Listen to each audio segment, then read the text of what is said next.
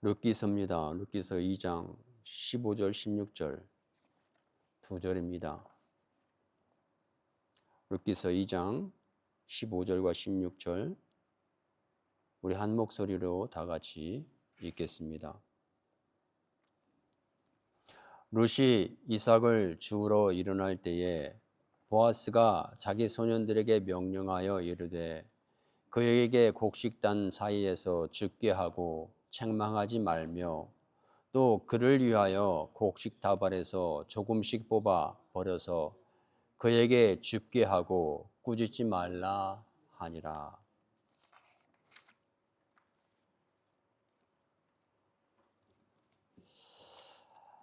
좋으신 하나님 감사합니다. 하나님께서 저희들에게 생명을 주시고 몸의 모든 물과 피를 뿌리시고 저희들에게 생명을 주셨습니다. 하나님, 한 해가 다 가고 있는 이때에 다시 한번 주님의 은혜를 생각해 보기를 원합니다. 주님의 사랑을 느끼길 원합니다. 주님께서 우리에게 어떻게 하셨는지, 우리 1년 동안 어떻게 해왔는지 돌아보며 주님께서 우리에게 관심 가져주시고 공급하신 그러한 은혜들을 기억하는 시간 되게 하여 주시옵소서. 성령님 도와주시고 이 시간에 하나님 나타내 주시옵소서. 예수님의 이름으로 기도합니다. 오늘 본문에는 보아스라는 사람이 나옵니다.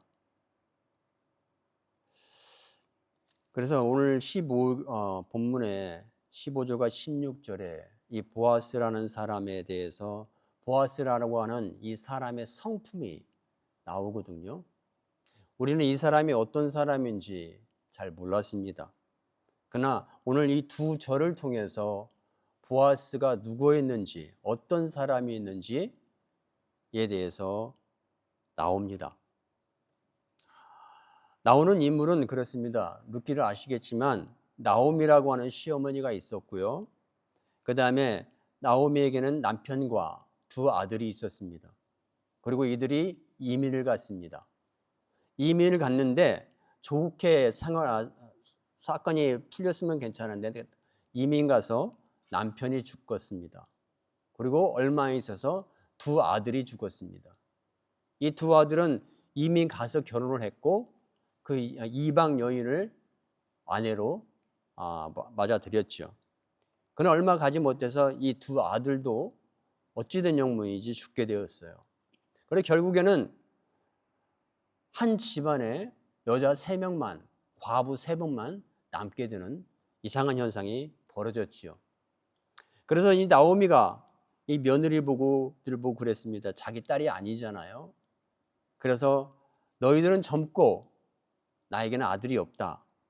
그러니까 너희들 가서 새로운 너희들의 삶을 찾으라라고 권고했습니다.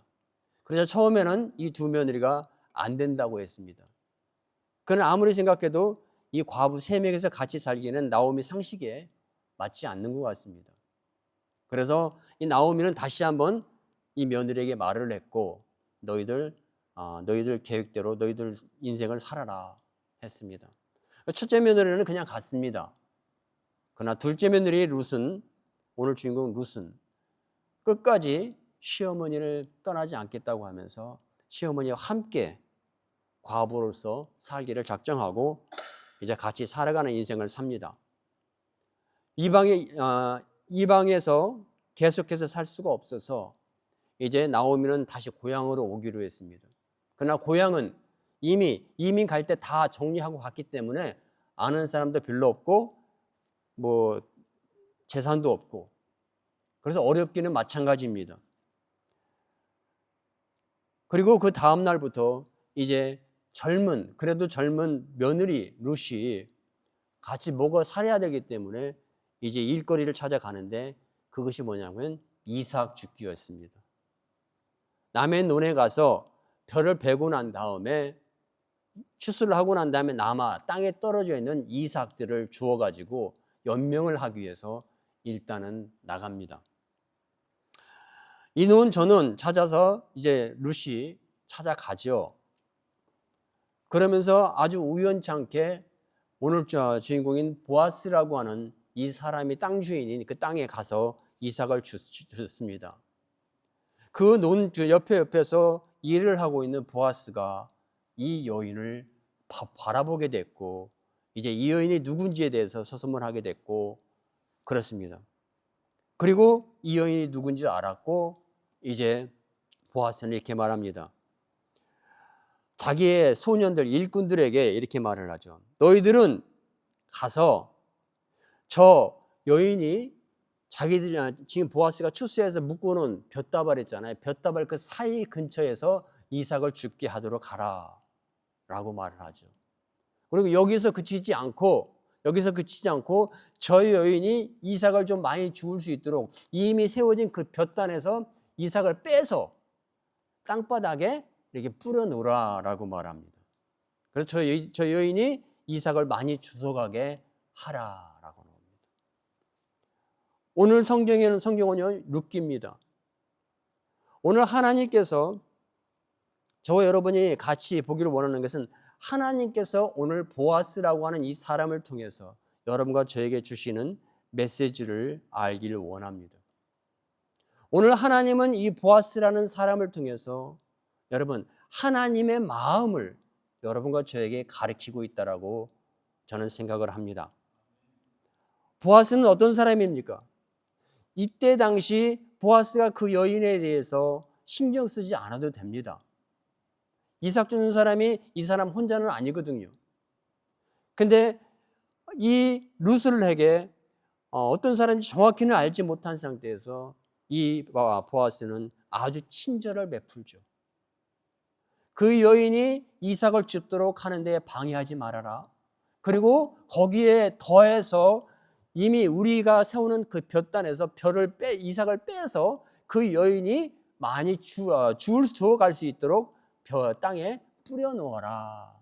이러한 친절을 보아스는 베풀고 있다는 것입니다. 여러분, 이 행위 하나를 보고서 여러분 보아스의 성품을 우리는 알 수 있습니다.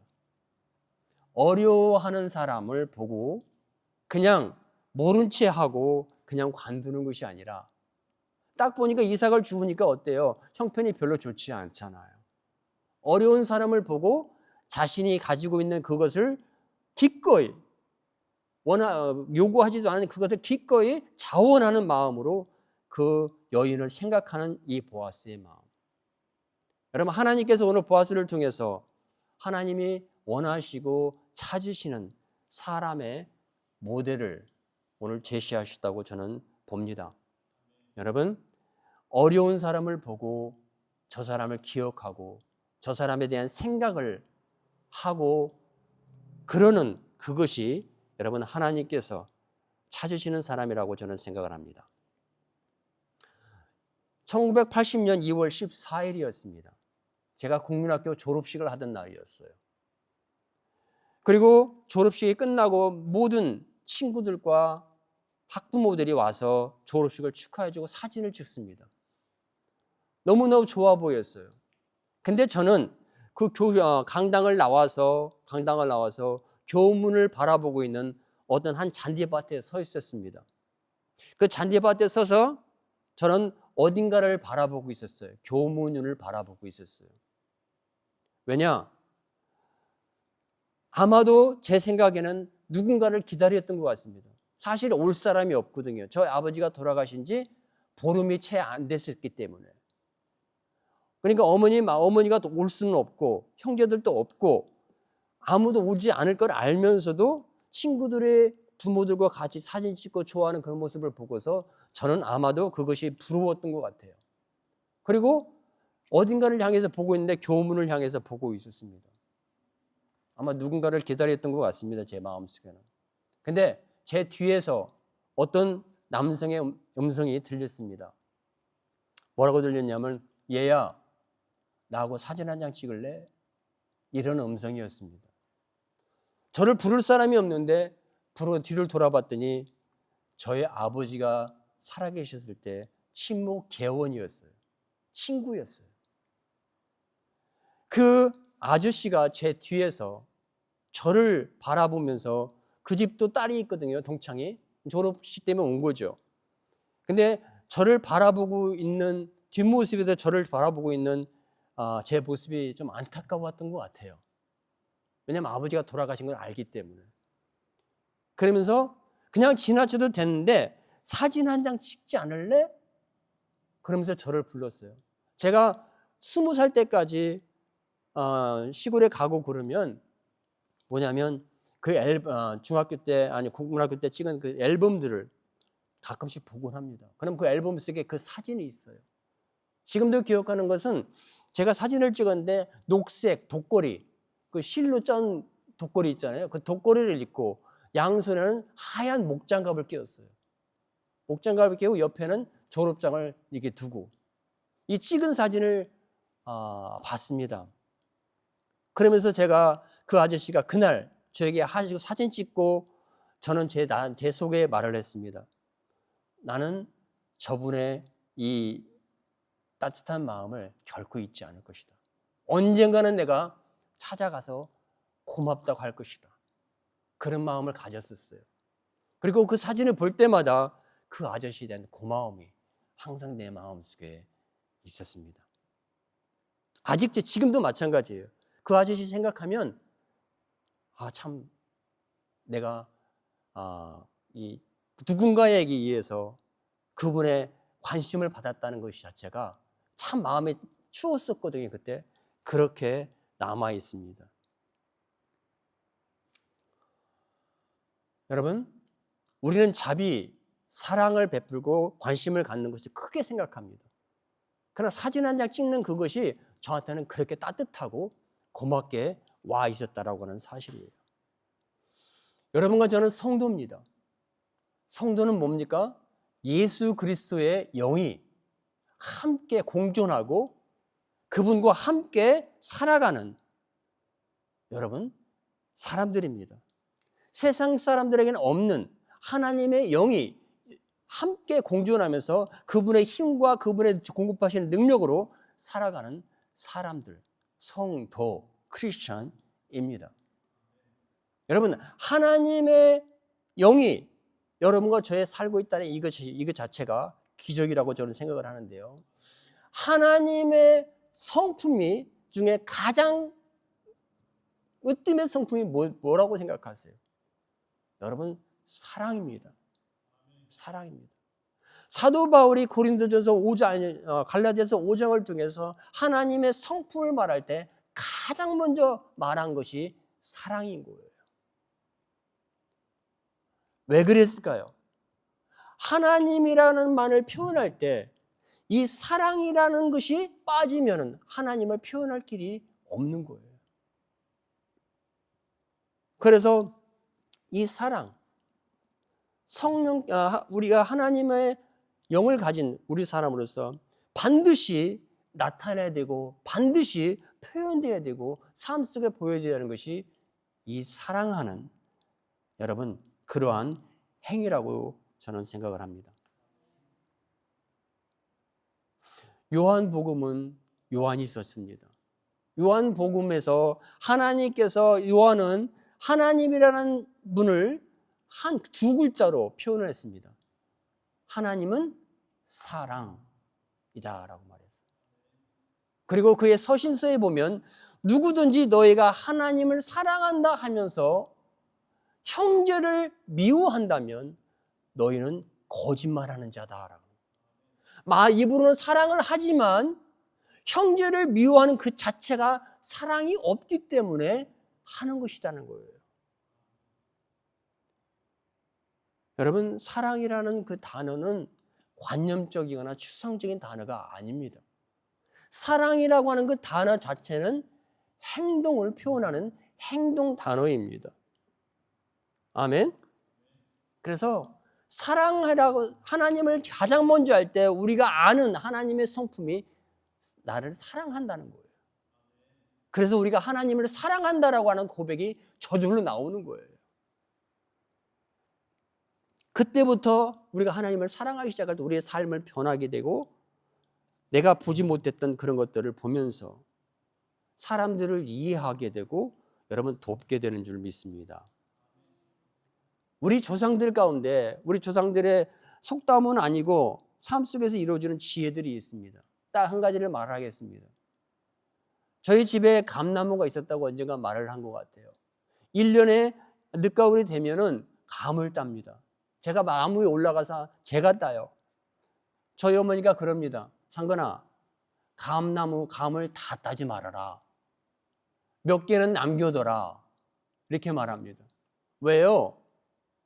새들이 먹게 놔두라 라고 말합니다. 여러분, 새가 뭡니까?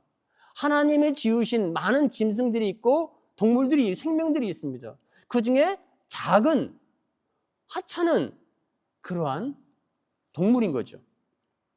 그러나 우리의 조상들 가운데는 그런 하찮은 새임에도 불구하고 그들이 감을 다 따버리면 먹을 게 없잖아요. 그런 하찮은 새임에도 불구하고 그것을 생각하고 이해해서 그들에게 먹이를 남겨두는 그러한 지혜를 저희들은 받고 가르침을 받았고 살았습니다. 사실 실질적으로는 이런 속담이 있어요. 감을 다 따면 새가 먹을 게 없잖아요. 근데 감을 남겨놓고 새들이 먹으면 그 다음에 새가 먹음으로만 그 고마움으로 인해서 감이 더 많이 열린다라고 하는 그런 얘기가 있기 때문에 사실 한 거예요. 그러나 오늘 주제로 오늘 제목이 뭐냐면 행동하는 하나님의 자비와 사랑이라는 겁니다. 하나님의 자비와 사랑이 아니라 행동하는 하나님의 자비와 사랑. 아마도 제가 저희 어머니 얘기를 말을 했지만 그것이 어쩜 지금 우리가 아주 가볍게 행할 수 있는 눈에 보이진 않지만 우리 관심밖에 없고 생각지도 않지만 그렇게 어려운 사람, 내가 이것을 다 따먹어버리면, 내가 이것을 다 치워버리면 묵과 같이 가난한 사람이 먹을 게 없잖아요.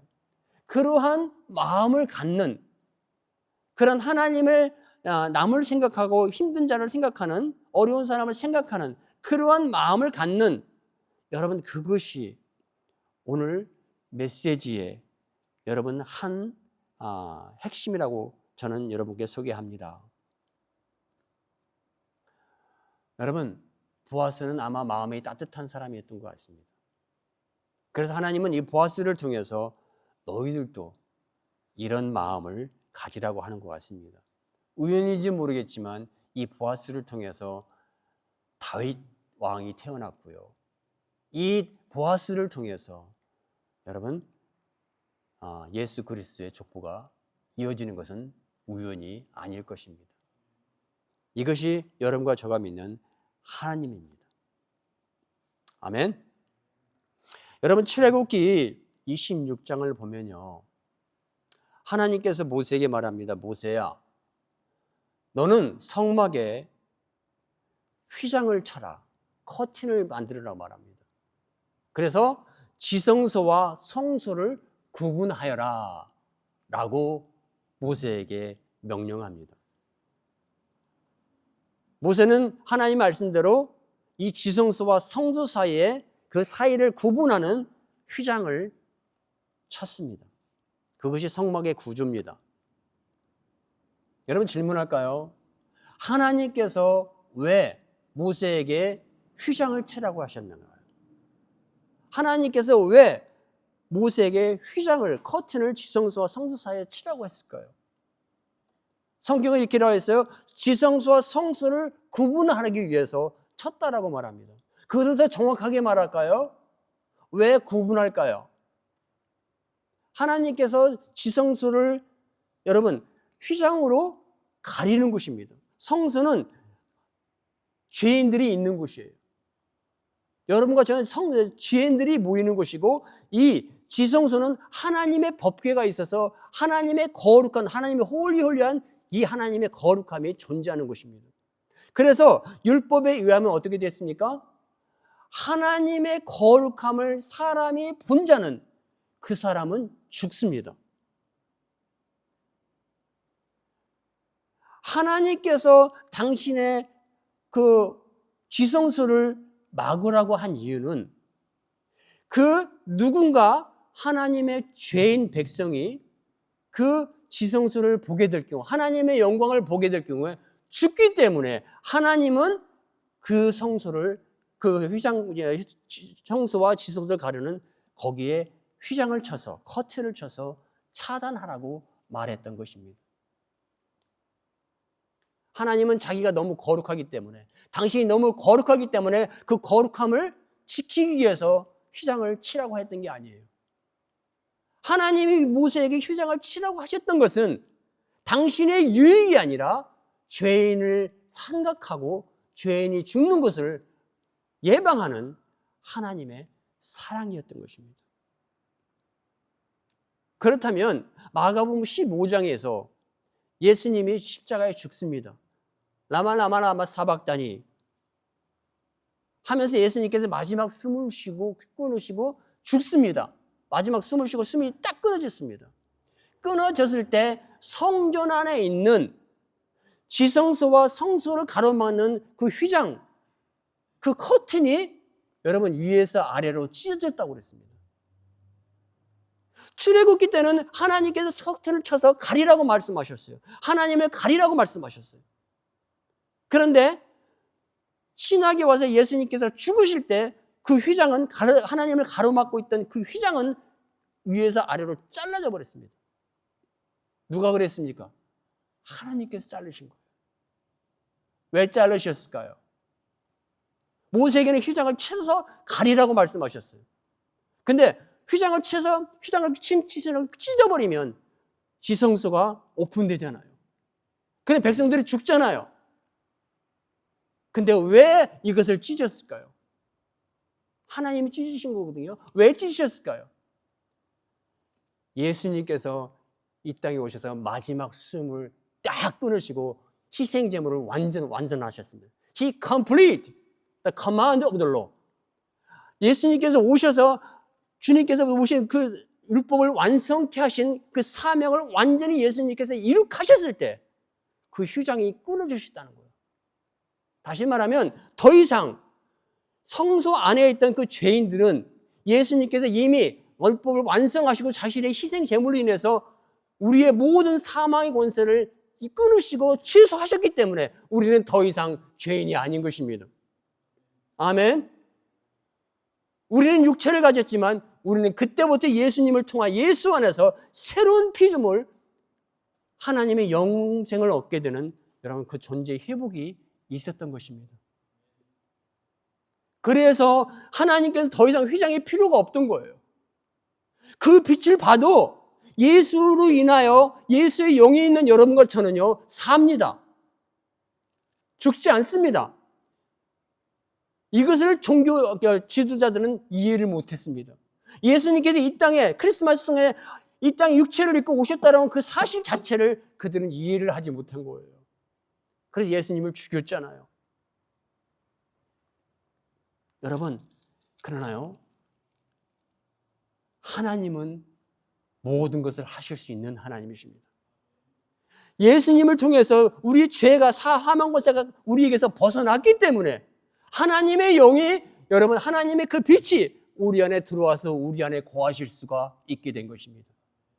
결국 결론적으로 말을 하면 휘장을 치신 것도 우리의 유익을 위해서 치라고 말씀하셨고 휘장을 가르신 것도 우리의 유익을 위해서 하나님께는 친히 그것을 가르셨다는 사실입니다. 이것이 여러분과 제가 믿고 오늘 예배를 드리는 하나님의 사랑과 은혜인 줄 믿습니다. 아멘. 여러분 하나님의 관심은요 자기 자신에게 있지 않아요. 항상 여러분과 저의 유익에 있는 줄 믿습니다. 마태복음 2장 16절에요. 동방박사가 이제 예수님을 예배하러 찾아갑니다. 그러는 와중에 헤롯을 만나게 됐고 헤롯이 너희들 어디를 가니? 그 모든 이유를 말을 했습니다. 이스라엘의 구주가 태어났다. 왕이 태어났다고 말을 했고 그러냐? 헤롯이 그러십니다. 너희들 가서 그 예를 취하고 다시 나에게 오라. 나도 그에게 가서 예를 취하리라. 헤롯 왕이 그렇게 말합니다. 그리고 동방박사들이 예수님께 예를 취하고 다시 오는 길에 천사가 나타나서 너희들 헤롯 쪽으로 가지 마. 왜? 너희들 가면 헤롯이 예수를 죽일 거야. 왕을 죽일 거야. 그래서 그들은 다른 길로 오잖아요. 다른 길로 집으로 돌아갑니다. 그 사실을 나중에 헤롯이 알게 됐잖아요. 화가 나서 어떻게 했습니까? 그 베들레헴 지역에 있는 2살짜리 밑으로 있는 사내 아이를 다 걷어들여서 다 죽여버렸어요. 다 죽여버렸습니다. 제가 왜 이야기를 드리냐면요. 여러분, 하나님께서 당신의 아들을 이 땅에 보내셔서 죽이시고 우리를 살리시기 위해서요. 무죄한 어린 아이들, 애기들 2살짜리 밑에 아이들이 많이 죽었다는 사실이에요. 피 흘렸다는 사실이에요. 누가 허락하신 거예요? 하나님이 허락하신 거예요. 여러분, 제가 드리고 싶은 말은 이거예요. 우리가 자비해야 되고 사랑해야 되고 긍휼히 여겨야 되고 화평해야 되고 성경은 말합니다. 그러나 이것이 우리가 할 수 있는 것들이 아니라는 거예요. 우리의 본성이 아니기 때문에 여러분, 우리에게는 사랑이 없어요. 아담의 피를 받은 여러분과 저에게는 사랑이 없습니다. 긍휼이 없습니다. 여러분, 누군가를 사랑하고 누군가를 자비를 베풀고 불쌍히 여기고 어려운 사람을 도와주기 위해서는요, 여러분, 대가가 필요합니다. 하나님도 예수님을 이 땅에 보내실 때 무지한 어린아이들의 피를 여러분 허락하셨습니다.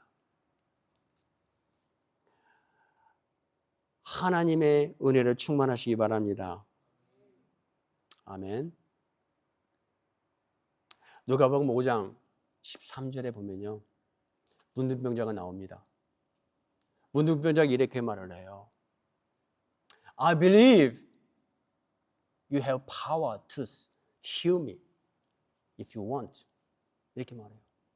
문둥병자 하나가 예수님을 보더니 예수님, 나는 믿습니다. 당신에게 어떤 권능이 있습니다. 당신이 원하기만 하면 나를 고치실 수 있는 권능이 있는 것을 내가 믿습니다. 당신이 원하기만 하면. 그때 예수님이 뭐라고 하셨습니까? 예수님은 아무 말 하지 않았습니다. 그 말을 하고 있는 그 문둥병자에게 가서 He put his hands on the leper. 문둥병자에 가서 손을 얹었습니다. 그것이 누가복음 5장 13절에 나옵니다. 예수님이 누구에게 손을 얹었다고요? 문둥병자에게. 제가 이 성경을 이 부분을 읽으면서 예수님이 지금 누구한테 손을 얹었어요? 문둥병자. 얘가 얹었다는 것입니다. 여러분, 문둥병이 어떤 병입니까? 전염병 아니겠습니까? 얼마나 무서운 병입니까? 피부병이지만 그걸로 떠나서 뭐예요? 눈썹이 떨어지고 코가 떨어지고 귀가 떨어지고 팔이 떨어지고 그렇게 하다 죽는다고 합니다. 저는 한 번도 본 적이 없습니다. 근데 그 문둥병자가 예수님 옆에 와서 말을 할 때 예수님은 덥석 그에게 손을 얹었다고 나오는 거예요. 어떻게 손을 얹을 수 있었을까요? 여러분, 코비드 때 기억하시죠? 장로님 낳고 코비드 얘기했는데 코비드 때 우리 어땠어요? 1.5m 이상 가까이 가면 안 되고, 그죠? 나가면 안 되고, 얼마나 무서워했습니까? 그게 전염병이에요. 문둥병 전염병이 때니까 일단 걸리기만 하면 그거 가지고 모든 걸 다 태웁니다. 그리고 문둥병자들만 모여 사는 그것으로 격리시켜서 살게 되는 거예요. 그러나 예수님이 어떻게 해서 만난지 모르겠지만 이 문둥병자를 만나게 됐고, 예수님은 지금 자기 손을 얹었는데 누구한테 얹었다고요? 문둥병자. 고름이 보이고 피부가 상했고 손을 얹었다는 것입니다. 예수님이 어떻게 손을 얹었을까?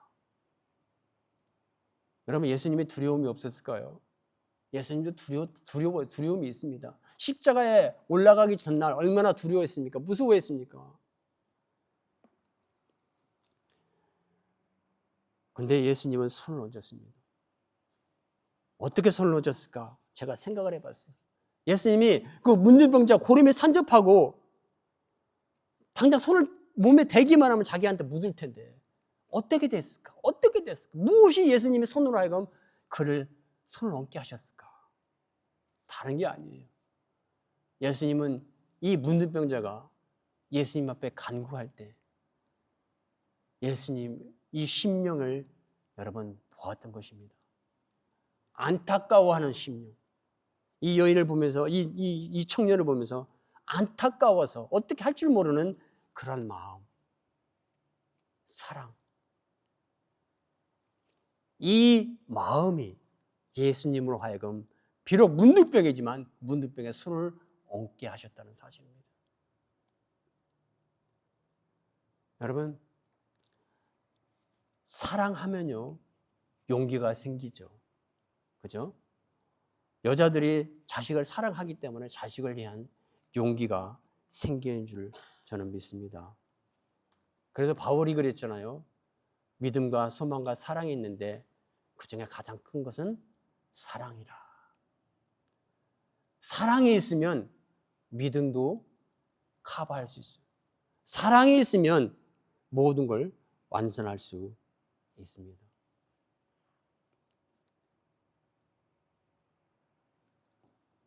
마지막으로 이 얘기만 하고 마치겠습니다. 한 2달 좀 더 된 것 같습니다. 2-3달 된 것 같은데 저희 그 데이케어 하는 아이들이 모이는 방이 있어요. 아침에 일찍 일어났습니다. 그 전날 무더웠습니다. 그리고 아침이 되니까 선선하더라고요. 그래서 이제 그 아이들 모이는 그 방으로 갔어요. 창문이 있거든요. 그 창문을 열려고, 왜냐하면 신선한 공기가 있으니까 창문을 열려고 딱 봤는데 창문 밖에 모기 두 마리가